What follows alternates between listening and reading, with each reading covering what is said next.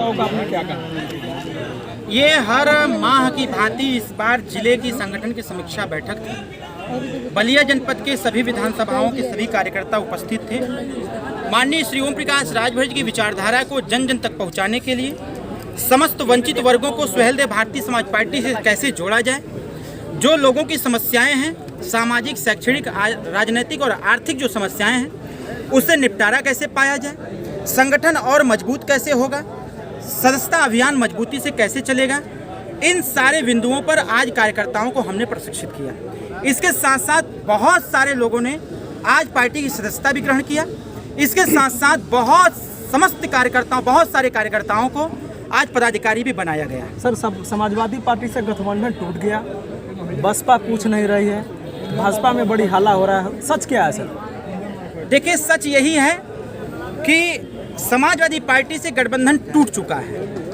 रही बात जो एक मीडिया में है कि बीएसपी पूछ नहीं रही है, ये गलत बात है। सुहेलदेव भारतीय समाज पार्टी की बढ़ती हुई ताकत को अगर कोई नज़रअंदाज करेगा तो वो पतन के रास्ते पर जाएगा।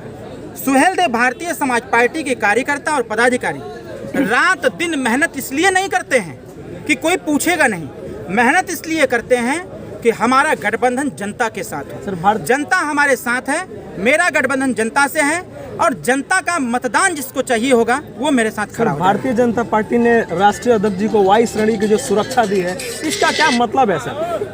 अभी आपके ही मीडिया के माध्यम से दिखाया गया था कि गाजीपुर जनपद में माननीय राष्ट्रीय अध्यक्ष जी के ऊपर जानलेवा हमला हुआ था। मेरे ऊपर बलिया में 3-3 बार जानलेवा हमला हुआ।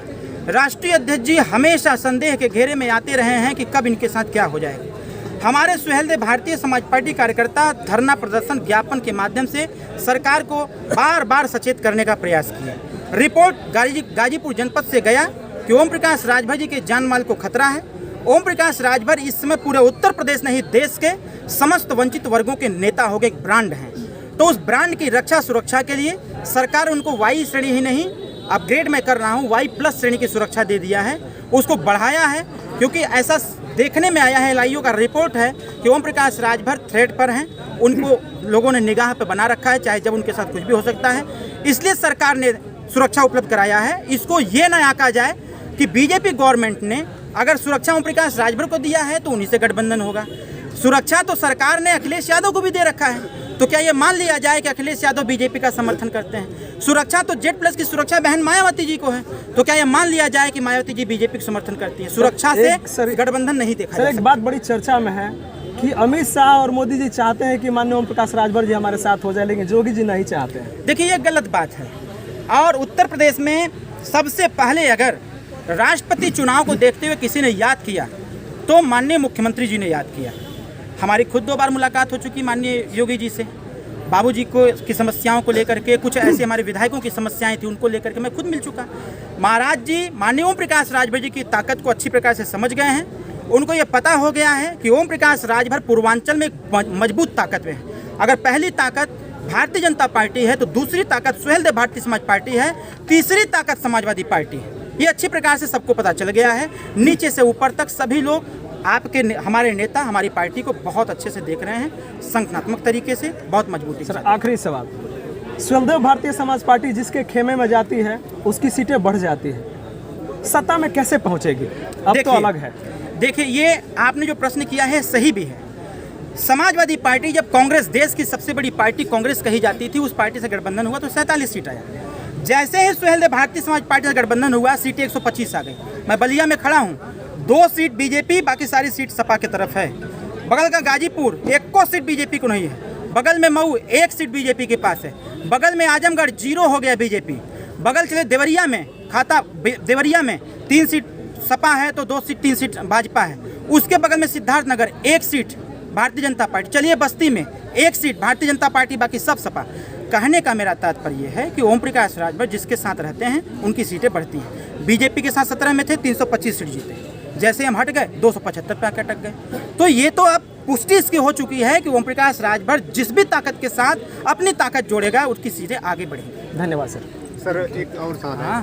सर, आपके जो विधायक श्री अब्बास अंसारी हैं, तो उन पे जो छापे पड़ रहे हैं, तो सर उनके बारे में क्या करना चाहते हैं? हम अपने विधायक की रक्षा सुरक्षा के लिए माननीय मुख्यमंत्री जी से आग्रह कर रहे हैं जी और उन लोगों के खिलाफ पूर्व में जो भी समस्याएं रही हों उस पर मेरा कोई कमेंट नहीं है।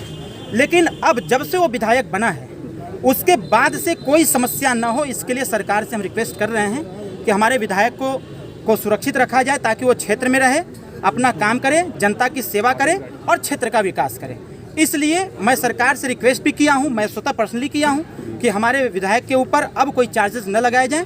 इसके पहले जो भी मुकदमे लिखे गए थे उसमें जो भी वैधानिक कार्रवाई होती है, चाहे कोर्ट की तरफ से या पुलिस की तरफ से, वो कर सकती है, उसमें हमारा कोई आपत्ति नहीं। सर, राष्ट्रीय परिषद चुनाव में जो द्रौपदी मुर्मू का आपका जो पार्टी सुहेलदेव भारतीय समाज पार्टी जो एनडीए का समर्थन की, तो सर बीजेपी सरकार का कहना और माननीय श्री योगी आदित्यनाथ जी का कहना है कि मुख्तार का गिरोह से जो भी संपर्क रखेगा मैं उससे ना तालमेल गठबंधन नहीं करूँगा। देखिए, इसके लिए आप क्या करें? देखिए, ये माननीय मुख्यमंत्री जी का बयान नहीं है और ना ही भारतीय जनता पार्टी का बयान है। ये कहीं न कहीं कुछ ऐसे लोग हैं जो इस प्रकार का माहौल क्रिएट कर रहे हैं, जबकि हमारा विधायक है और हमने तो अंतिम क्षण तक प्रयास किया। बीजेपी भी प्रयासरत थी कि अब्बास अंसारी का वोट पड़ जाए, अंतिम क्षण तक प्रयास किया गया, लेकिन जिस दिन वोट पड़ना था उसके 2 दिन पहले नॉन अवेलेबल वारंट जारी हो गया था, जिसकी वजह से वोट नहीं पड़ पाया। लेकिन हम लोग सरकार से रिक्वेस्ट कर रहे हैं कि जब से वो विधायक बने हैं उसके बाद से कोई वैधानिक कार्रवाई उनके खिलाफ ना हो, उसके पहले जो भी उनके खिलाफ कार्रवाई होती है वो करिए, हमको कोई आपत्ति नहीं है, ऐसा कुछ भी नहीं है।